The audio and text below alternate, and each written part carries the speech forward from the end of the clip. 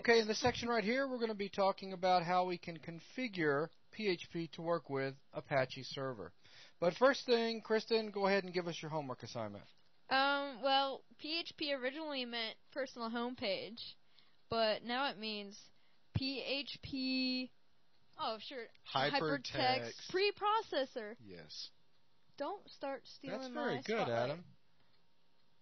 Oh, you're welcome. That's good, thank you. Yeah. Okay, well, that's what we needed to know. So, I'm just trying to help you out. in this section right here, what we're going to do is go ahead and get the two configured to work together. So, as I pointed out at the end of the last section, there is an install.txt file. So, we can go ahead and open that up. And we don't want to open it up in that. Let's go ahead and open it up in Notepad. It's already set up to fit our screen here. And as I said in the last section, there's a bunch of really good information. But if you come and scroll down, let's see, installation windows, information, look for web server configuration, okay? And if we go down just a little bit further, you're going to find installing PHP on Windows with Apache 1.3.x, which is what we're currently running, right, Logan? Exactly. So some good information here. First thing it's going to tell you is that there's two different ways that you can set up PHP to work with Apache on Windows. And one way is through CGI binary, okay, which is using the php.exe file, and the other one is module-based, which is using the as a PHP DLL file that'll get called by Apache, okay. And anything you want to add to that, Logan? Not really. It's just it's just one of two methods that you can use, right? Right. And the method that is preferred is the or server API module, okay, which is using that DLL. It's the second method of the two that I talked about just a second ago. And if we want to set it up this way, there's a couple of things that we have to do, right? Right. So first thing is we've got to add a few things to our config file, right, for the Apache? Yes, we got to tell Apache where PHP is and right. how you're using it. And which module it is, etc. Right. So here's this information right here. So we've got this, and we also have to copy the PHP engine or the DLL over to the Windows System 32 folder, right? Right, because that's where it's going to look for it. Absolutely. So let's see. What do you want to do first? It's up to you. I would just copy the DLL folder because we just gotten the files on our hard drive, so now we'll put them in the right place. So let's copy the PHP DLL over to the system folder. Okay, so right here, to do this, you should move the PHP 4ts.dll to the Windows System. That's, of course, if you're running Windows 9X or ME, or over to the WinNT System 32, which is what we're doing because we are running 2000. So PHP 4ts.dll. So let's go ahead and come back in here, and let's look for that file. And there it is right there. So I'll go ahead, right-click. We'll copy it, and I will come over to my, I know this is off screen.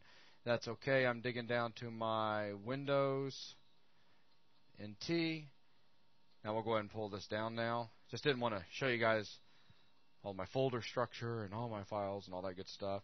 And we're looking for System 32, and there it is. And so we'll just paste the file in here like the instructions say. And just overwrite if there's any older PHP 4ts.dll files that may exist. So that's all we want to do there. Now the next thing we want to do is go ahead and we'll open that install file back up. We want to go ahead and add these lines right here into our config file for Apache. So I'll just simply highlight them and we'll copy.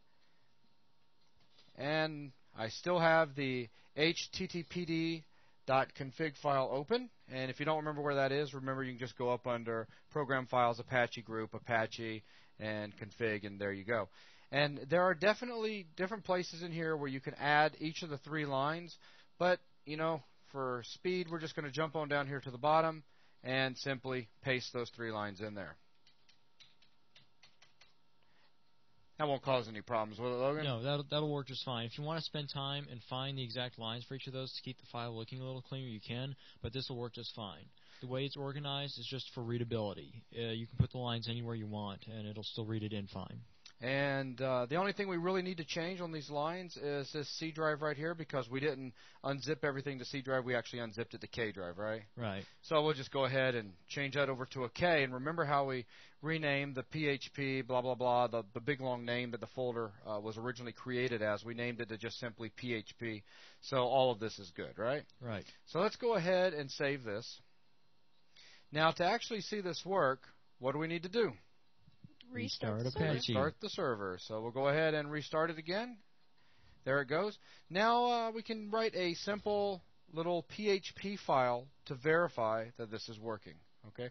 I mean, obviously, you've put PHP on your system. You want to make sure that it works, right? Right. You've configured it and everything. So to do this, let's go ahead and just close this out here. I'm going to come over here, open up Notepad, and I'm writing another, basically it's going to be like a HTML page, except this time instead of having an HTML or HTML extension at the end, it's going to have a .php extension. And I'm just going to use a little, so we'll just use that, and we're going to say PHP info, and let's go ahead and throw Terminator in here as well. And we're going to get into talking about functions and the things that are built into PHP shortly. But this is all I want at the moment. So we'll go ahead and do a file, save as. And let's go ahead. We're still up under our K drive. Let's go ahead and jump up under the web root. And we'll save this as, we can save it anything we want. Let's just call it test.php. Okay. And we'll hit save. Close this out. Let's go ahead and open our browser back up. And let's just move this on up here. And let's go to localhost/test.php. And if you have done everything right and everything is configured right, you will get this page as opposed to what I just wrote a second ago. That PHP info function that we just called, now don't just relax when I say function. I know for those of you out there that aren't programmers and you're going to be thinking, function, what's he talking about? We'll get to that shortly. That function is what was responsible for generating this entire page right here, which sends us back a ton of information about our system, about PHP, about Apache, about MySQL, about just about everything, right? Just about everything involved with running PHP. Environment variables. I mean, we've got everything. Anything you want to add about this, Logan? Other than this is the most, or this is the quickest way of determining if you've got it configured properly? Well, that's its first use. Its second is if you're trying to figure out, like, if you have some configuration issue with it, you can use it to find some of the stuff that would be in the PHP ini file. It's a little easier to read in this format. Also, you can get certain variables. We'll talk about those later, but certain settings that you may need. Useful information. Absolutely. Like the machine's address that it's running on, maybe the browser, the user that called your page. You can use this to find like what their IP address was. All right. Find information about who's calling the page as well as what's running on the server. Okay, super. So anyways, just basically make that real quick script to test it out. That's it for configuring. Oh, wow. I mean, is that really that hard? Oh, man, that's actually not pretty hard easy. at all. Basically, all I did was I copied a file, the PHP engine, if you will, the DLL, over to my WinNT System32 folder.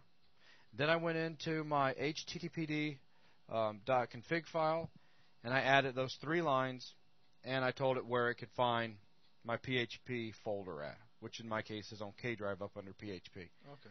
Then I restarted the server, and then I wrote a real quick script, which let's take a look at that one last time. Go ahead and come in here, again, back up under the web root. And here it is, test.php. And I'll just open it up in Notepad. It was simply start of a script, call the function PHP info in the script. And then we named the actual file test.php. The important thing is that we actually named it with .php at the end so that when we opened our browser and we said, give us this file, the browser said, oh, this file has a .php extension on the end, and it's going to pass PHP stuff off over to the parser and let the PHP engine do everything for us, okay, which gave us that page back. All right. So that's all that's involved in getting PHP running with Apache. Wow. All right, that's it. Thanks.